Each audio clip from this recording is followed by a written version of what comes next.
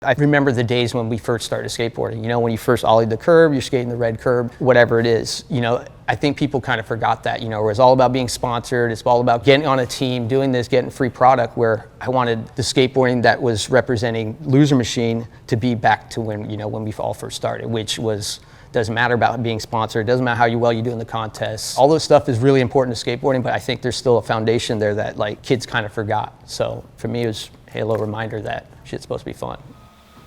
Started skating in '92, so I was 12 years old. I went pro for zero at 17, so '97. Just been doing it ever since then. I've always had the simple aesthetic as far as I'll never take off a pair of Dickies, and certain things always stuck with me. So same vibe for Loser Machine. It's I'm into classic, timeless, older stuff rather than performance and whatnot. When we first started Loser Machine, it was I never really aspired to start my own company, but when the idea came about, when we started just brainstorming this thing and it was able to involve motorcycles, cars, skateboarding, hanging out with your friends, partying, do whatever, to me it just made a lot of sense, and it wasn't something that anybody else was really doing. We did it at 2008, 2009.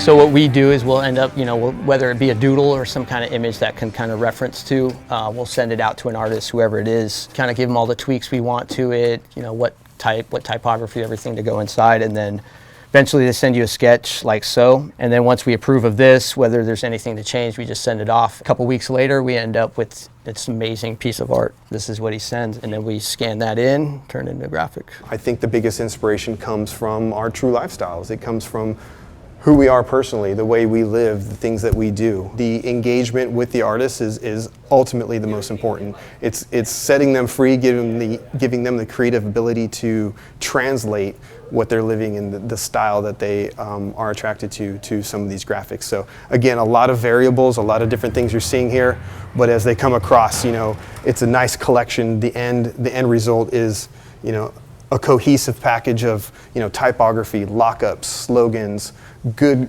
illustrations, things that I think, again, Loser Machine can speak to that most brands can't. Definitely the FU attitude that can exist within Loser Machine that other brands aren't allowed to touch. So we're very proud of the graphics and the language that we are able to speak here.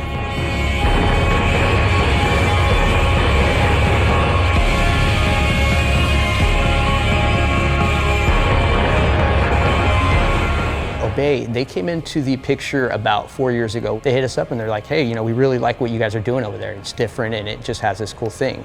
We think we can help you make better product. We have this structure and this, we've been doing this for a long time. It's been great. I've seen the catalogs go from what they were when we came here to actually looking at this stuff and we're making some really quality stuff, So for me, it's been a blessing. These guys allow me to do whatever we want, and it's kind of hey, we'll give you some advice over here, but at the end of the day, you make the call.